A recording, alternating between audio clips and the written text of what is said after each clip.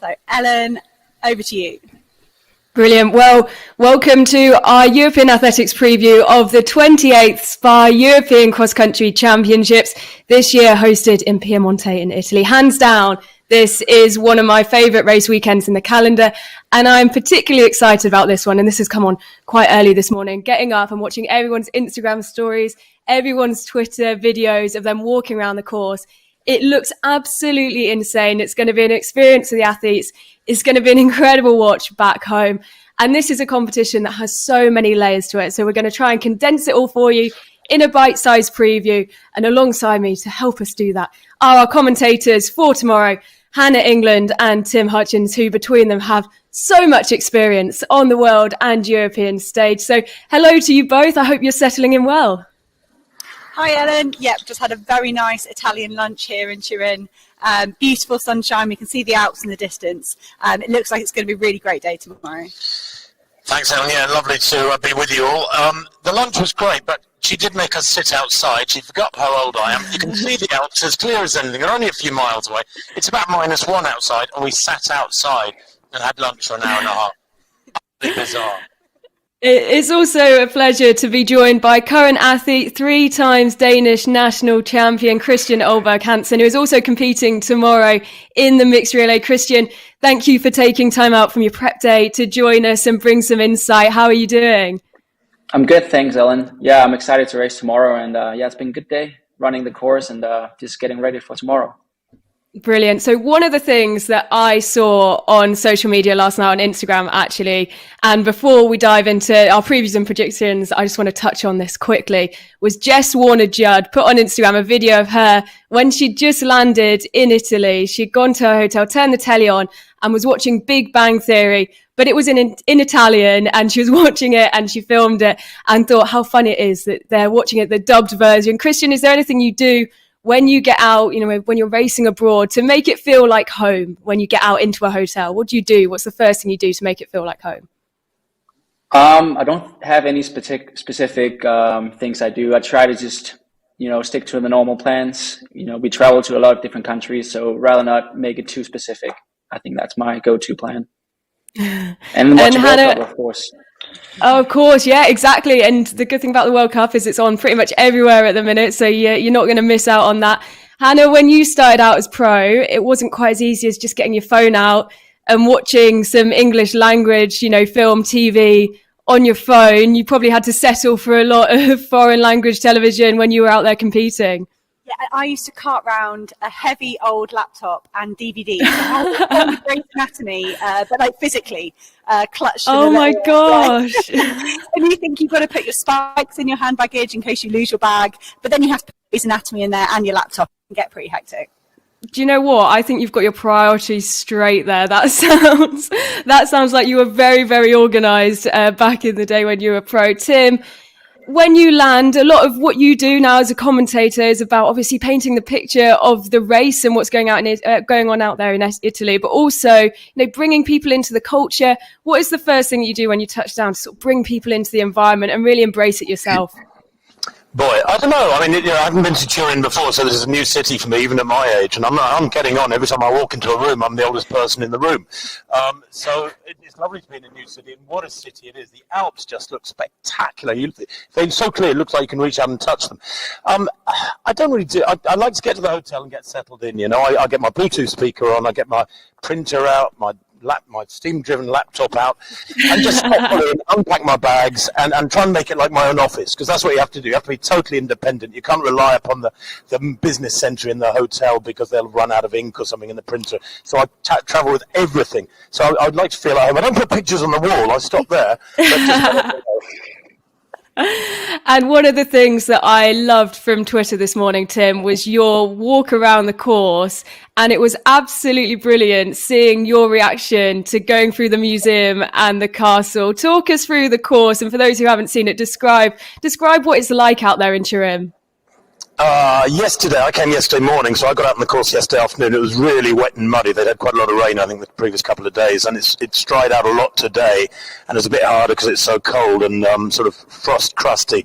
But the course is basically a course of two halves. There's a field where the start and finish are, and the tents and marquees and all the facilities, which is dead flat, and there's a loop around that field that's about 600 or 700 metres, and then you hit the hill, and up the hill and back down again. The only thing is, in the middle of the hill, you go through this damn great museum for about 50 or 60 metres. It is bizarre. It's one of the strangest courses I've seen in many a year, and I love it. I mean, I love cross-country to be cross-country. I'm insistent, and have always been, that cross-country should test something different, just another flat race. It should demand more skills and abilities from the performers than just a flat field. So I think it's great. There's a massive great hill in the middle of the course, of the middle of each lap. Going through the building will be just so weird for these guys. I mean, they can stop and play a few tunes on the piano halfway through this museum, sit down in some comfy chairs. Yesterday when I went through it, there were guys sitting at desks getting on with their day's work, and they've created this sort of boardwalk through the middle of this building. But no, it's a brilliant cross-country course. It's really testing, hitting that hill again and again, and then having to really accelerate on the downslope, having just climbed the hill, will be a real test. And that's one of the things the other thing I spotted on social media this morning. If you want to be an early bird, head over to Cross Country Brussels, where you can see and find out all the information for next year's European Cross Country Championships. But this time out, the Belgium team have taken over that account, and it was so funny watching them go up that steep hill. They were slipping all over the place, and that is even before like the 6 races prior to that senior men's race tomorrow is going to go off. So even before we talk about the castle, that hill before is going to be chaos. Kristian, as an athlete, someone who's going to be competing tomorrow, what are you most looking forward to about the course out in Turin? Definitely like the hilly part of it, because the first 700 is just dead flat. It's going to be really fast. So the uphill is going to be intriguing, I think. But I think the tough part is going to be the downhill, actually, because there's no place to overtake. And it's going to be a lot of people on a narrow course, and it's steep. So I think that's going to be a major part of the race tomorrow, because the last 100 meters, that's flat again, but you need to be in a good position going into the final straight. And so Hannah, the tactics is what I'm most excited about. Yeah, definitely. Hannah, you've not long come from the press conference and hosting that with members of the European Athletic Committee, but also the athletes as well. And it seemed like the buzzword of the day was hilly. It certainly is. People are talking about this sharp up and the sharp downhill. I think it is going to change the nature of all of the races. I loved Johan Cripper spoke a few weeks ago. He's from a mountain running background, and he said it was actually off tape. We recorded an interview. And then afterwards, we were just chatting, and he said he thought his mountain running background was going to give him an advantage. And I think it's like Kristian was saying, it's almost that downhill section. I mean, as athletes, we all train on hills. You all do those hill sprints, and you go up. And that's never really, that's hard and it's tough, but we're used to it. But running down a hill like that at speed, particularly when you look at Kristian's in the mixed relay, it's only 1,500 meters. These guys and girls are going to be going flat out down that hill, and they will in all of the races in that closing section. Let's hope we don't see anyone fall over, but it's really going to test that technical ability. But that's what Tim's saying is brilliant about cross country, and I agree. You don't want a boring race. Well, I think a course of this nature is it creates strategy, opportunities for strategy and tactics. You know, do you hit the hill hard, run well on the level, and then the downhill?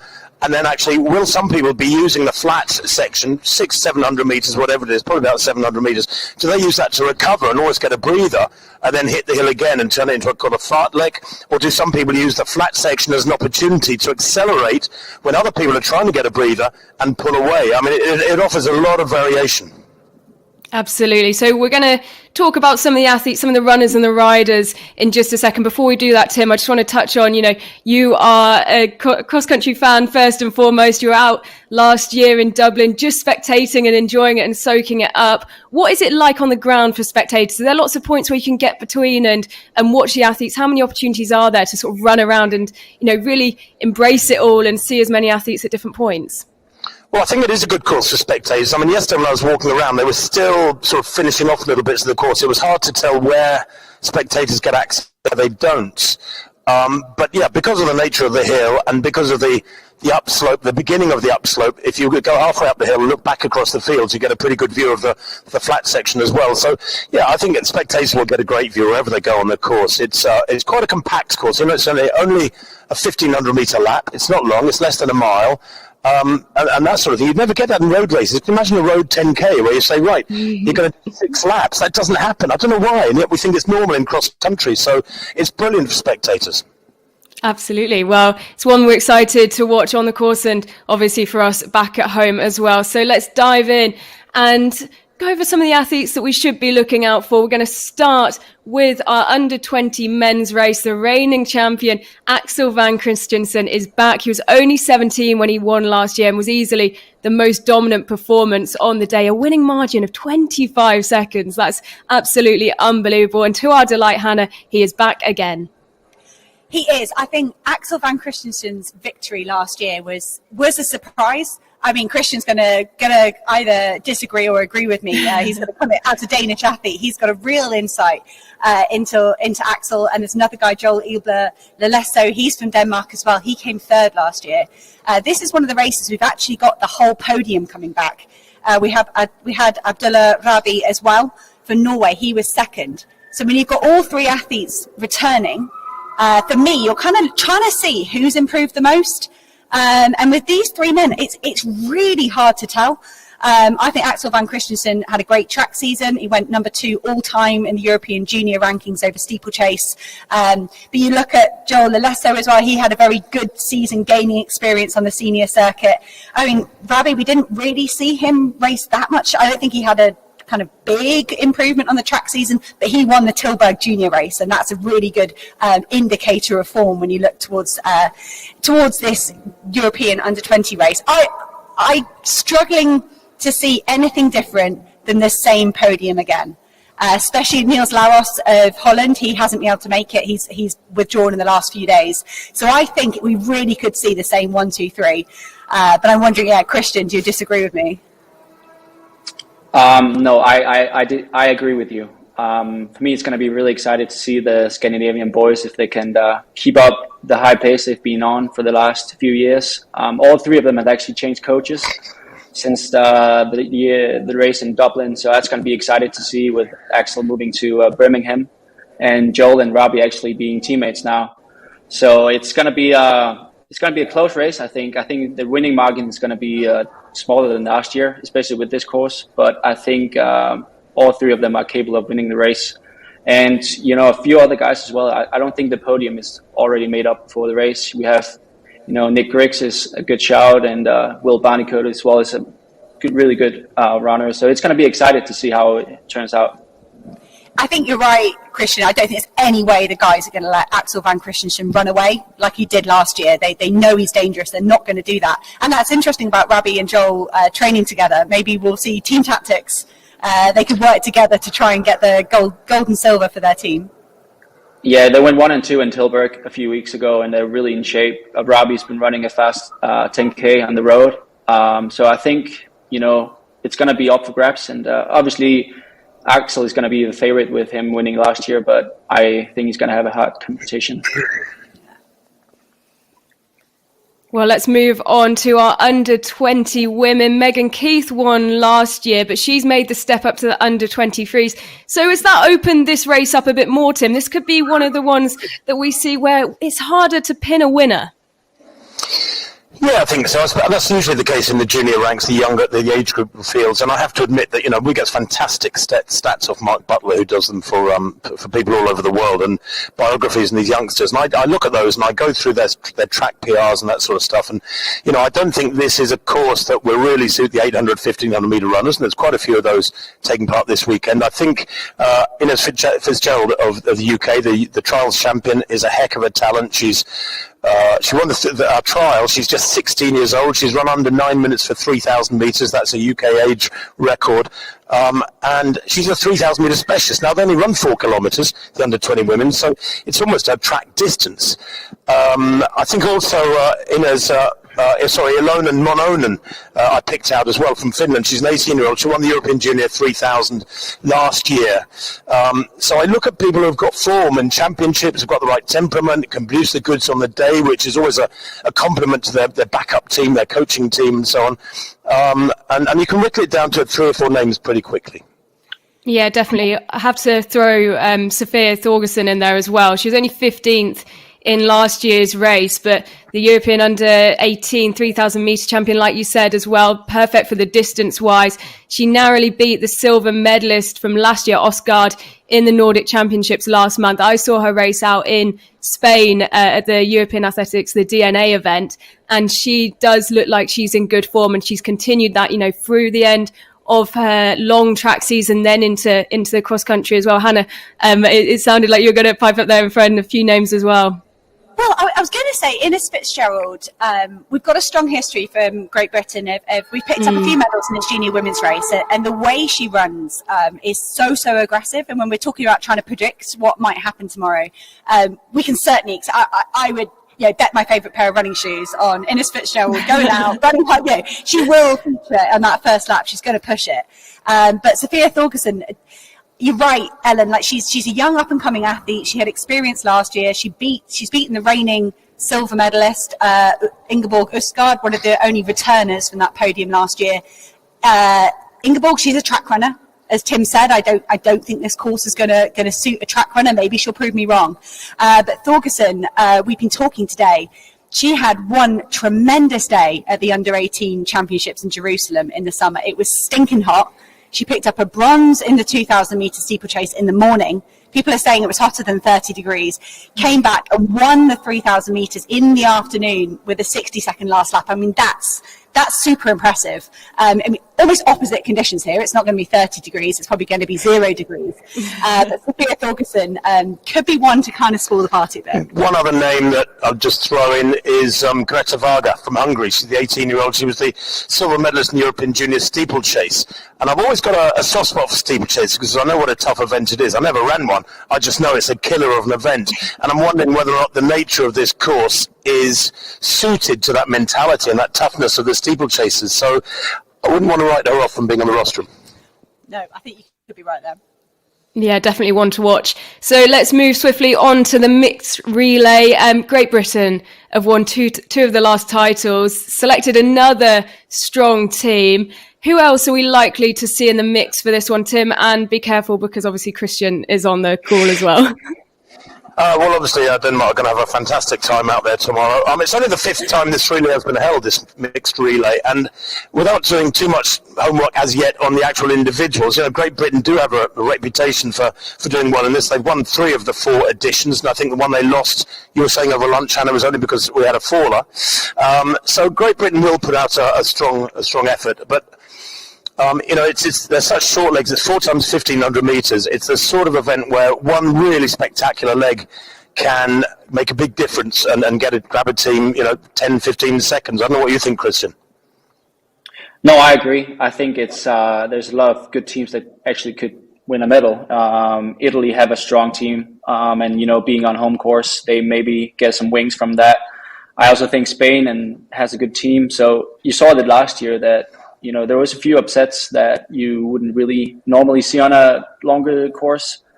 So I think the mixed relay is cool because you have, more middle distance guys coming in, and, that's going to be exciting because the route tomorrow is not going to be for the 800 meter guys. So those tactics going to be interesting to see how that plays out.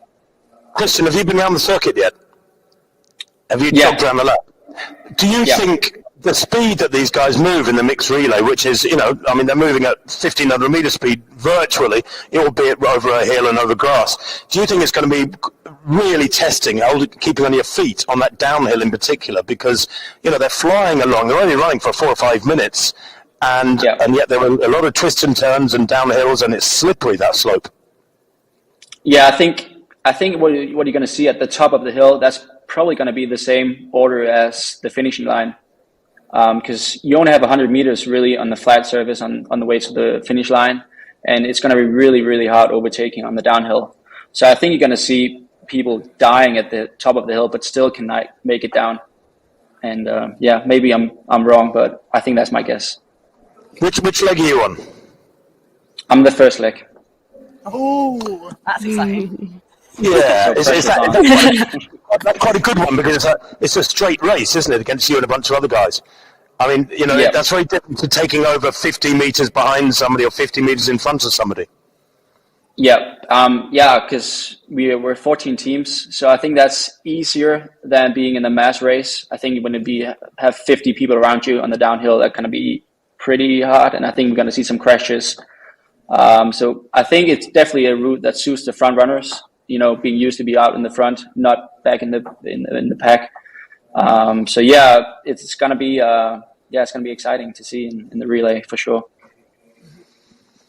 And Kristian, just from an athlete's perspective, like Tim mentioned, this is still a relatively new event. And, we've seen this in triathlon as well. And these more mixed relay, we're seeing it sort of come into the track a bit more, these team events.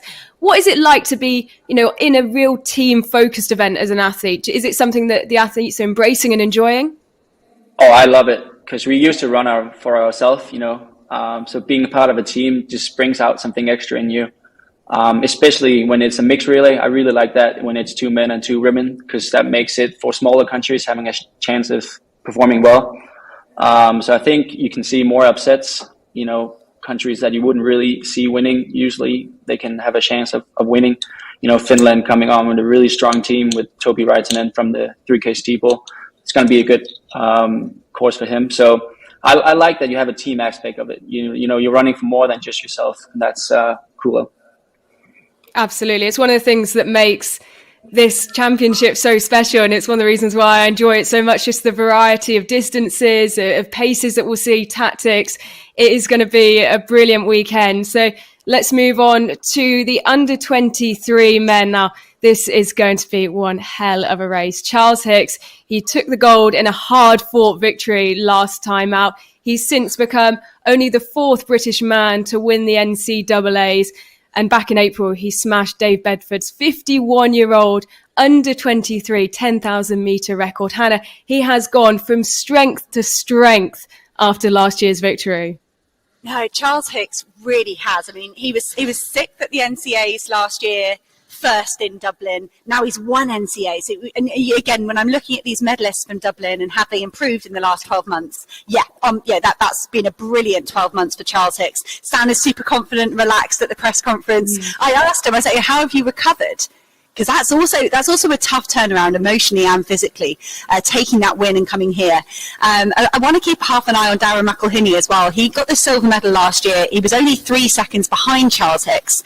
I think Charles ran a tactical masterpiece last year, and I think he could need a similar race to beat the Irishman Darren McElhinney as well. McElhinney he's been brilliant this year, down to 3:37 in the 1500, 7:42 in the 3K. I think we could see another close battle between those two, but that feels bonkers to say when you've got the NCAA champion. NCAAs is such a good race. And the other thing is that Charlie Hicks said in his press conference a couple of hours ago in this very room, if you can call this a room, it's like the Albert Hall. He said that actually last year going into Dublin he was pretty beaten up, and he indicated he wasn't in A1 shape, whereas clearly after his win in Oklahoma, was it, at the NCAAs the other day, 3 weeks ago, he said he's had a nice relaxed run into this one over the last 3 weeks, got a couple of good sessions in over the last 10 days. I was talking to him about that. And I think Charlie Hicks will be a step up in fitness and ability from last year in Dublin. So McElhinney and all the other guys in that race have got a heck of a challenge. And yet, I love Darren McElhinney, and he's run 13:17 for 5,000. And I've got a soft spot for 5,000 metre guys. It's a very tough distance to get right, because it's sort of where middle distance and long distance meet. And if you're in great shape for 5,000, you can enjoy cross-country races, believe me. But one of the things I was looking at Darren and saying, he's got all those PBs, but fundamentally tomorrow is 8K. It's not 5K, and if it's 8 kilometres, you've got to look at Charles Hicks with his 10K ability. Then you got Ifram Gide in there. He was 6th at the European Championships and the Senior Championships, and he's an under 23. So I think I think it could go the way of Charles Hicks and those 10K guys. My dark horse, if that's not an insult to him, is Paul Oriach of Spain, the 20-year-old. He's run 3:37 for 1,500, but he's a steeplechaser. He won the European Junior Steeplechase last year, 3:37 speed, steeplechase mentality and strength. That's an impressive combination to take to the start line. I was going to say, I really think this men's under 23 race is going to be, they're all going to be super competitive. But I loved the team medal for Ireland in Dublin last year. It was one of my highlights of that whole day. And if those lads could repeat that, like, I know how passionate about it they are, and they've got a couple of guys coming back that scored in the team, and then adding in Guide as well. They've got a brilliant opportunity to defend that gold medal. As Kristian just said, these cross country championships are an opportunity to compete for more than just yourself, which we don't get most of the year as a track and field sport. And while we're on the topic of Charles Hicks, Tim, I just want to touch quickly on something that was said in the press conference. And it was a question that was directed at Hicks on some advice he could give Yeman Kripa on how to beat Jakob Ingebrigtsen. And Hicks said, well, I don't have experience in that, so I might not be the best person to ask. But is it worth thinking, a journalist thinking that maybe this is the man in the future who could give Jakob Ingebrigtsen some problems when he steps up an age group? Do you know, I don't know. I mean, Jakob is a phenomenal athlete. He's a once in 1,000 years athlete, not once in 100 years. We've been told, by the way, Ellard, we've only got about 5 minutes to go, so we're going to have to accelerate this. Whiz through. Ingebrigtsen starts as outstanding favourite in the senior men's race, and for anybody to get past him, they'll have to do a Whiteman. Absolutely. So let's whiz on then to the under 23 women. Nadia Batacletti, the 21-year-old, she has 3 individual gold medals in under 20 and under 23 age groups. She could easily be racing in the senior women, but she's pacing herself through these age groups, which is really nice to see. But Tim, she mentioned it in the press conference, she's spoken about on social media. Because of illness, she hasn't had the smoothest transition from track back onto the cross-country scene. No, that's right. But I mean, we've got to remember, she is only 22, but she's got enormous senior experience. She was 7th in the Olympic 5,000 in Tokyo last year. You know, this is a very high caliber athlete on the track and on the country as well. So Batacletti at 80% fitness maybe is capable of retaining her title. No, absolutely. Hannah, you were there last year when she said she wasn't fully fit. She said she was 70% and she still went and did just that. That's it. I totally agree with Tim. 14:46, Batacletti, like that is head and shoulders in the 5K times above what the rest of the under 23s in Europe are running. Megan Keith is going to make it hard from the gun, and I think that she might test Batacletti, pull herself and Batacletti away from the rest of the field. But I see Nadia Batacletti picking up a 4th, 6th consecutive gold medal tomorrow. A quick mention to Sarah Healy, of course, the Irish lass who was European Youth 1,500 and 3,000 metres champion a couple of years back, and Megan Keith of Great Britain, our under-20 champion last year here in the European Cross Country Championships. I've been told we've got about 2.5 minutes to go, so we're going to have to rattle through the seniors, but we all know the seniors. They are loaded races. Yeah, absolutely. Yeah, the senior women, and we have to mention first, Hannah, the return to form for Yasmin Chan, who finished a shot 14th last year, but she's made a return, you know, that European title on the track over 10,000 metres in Munich. If it's her day, you know, you've got to put her in the mix for gold. I could say, I've said it already, every one of these races is going to be brilliant. We've got the top 5 returning from last year. Carolina Bekele-Grovdale finally getting her gold medal at the senior stage. But you do feel an on-form Yasmin Chan. She had 4 consecutive titles leading into Dublin. It was Grovdale that ultimately beat her and pushed her down off the podium last year. But an in-form Yasmin Chan over the years has been unstoppable on the European cross-country level, but it's going to be a really, really competitive race. Right, we've got about a minute to go, so Tess Warner, the British champion, I'll say she'll get on the rostrum after her 4th place last year, and Klosterhalfen, who knows what she can do. I think she might struggle on those downhills, but she is such an amazing engine. She's got such an amazing engine. I wouldn't round off Klosterhalfen of Germany making it onto the rostrum. I agree. And when we mentioned Germany as well, you've got to throw Alana Ray in the mix as well. She's had a brilliant few years on the cross country as well, beating Klosterhalfen last year. Right, Tim, senior men, whiz through it. Give us the runners and the riders. Where do you start? There's Caress, the UK champion. There's Crippa, the top Italian, who's, of course, a European 10,000 metre champion. Jakob Ingebrigtsen, who's heard of him? Who cares? I mean, Jakob will be unstoppable tomorrow, I'm sure. Katia of Spain, on his day, super fast. Can he beat Ingebrigtsen? Kaya, Kameli of Belgium. I mean, it goes on and on. For me, it's the most loaded race, but I'm biased. Kristian, that senior men's race, when your teammates are sitting down and weighing up the options, what are they thinking when they go, how do we beat Jakob Ingebrigtsen? Is it something that even crosses their mind, or you just try and get as close as possible? No, of course. I mean, they got a race to win. And I think this course is going to be really test to him, because it's not just the fastest guy. It's going to be the most technical guy as well. And going to be a little bit of luck as well. So I think it's a really good course for Crippa. And who knows, the Team Italy can take home the gold as well. So I think it's going to be a really tight race. I've got to ask you, Kristian, what's your 1, 2, 3? Come on, quickly, in that senior men's race. Jacob, Crippa, and Kameli. Okay, I'm going to go Jacob, Crippa, Katia. Place your bets. And Hannah, just one word very quickly on that home crowd and the impact that might have on Crippa. He struggled last time out, dropped out, but he has returned to form incredibly well, had a brilliant summer, and this course could be made for him. Crippa's riding a high. That gold medal in Munich meant so much to him, and you can see that hunger in him when he's speaking about this event here. The chance to pick up a second continental gold medal to go with his one that he won on the track is such an opportunity. He's got nothing to lose. The pressure is on Jakob Ingebrigtsen here. Your man Crippa can just go out there, have fun, roll the dice and see what can happen. Well, I will certainly be having fun watching all the races tomorrow. Thank you all for your time. It's been brilliant to chat to you all. Look forward to watching you race tomorrow, Kristian. Best of luck in your competition. And Tim and Hannah, very much look forward to hearing you tomorrow. Have the best day. Cheers, guys. Looking forward to it. Thanks, Ellen, so much. First race, 9:35 local time. Yep, as Tim said, all kicks off tomorrow at 9:35 Central European time. And before race day, you can find all the written previews, interviews on the European Athletics website. You can also find audio commentary of the races on there as well. And for TV coverage, head over to allathletics.tv.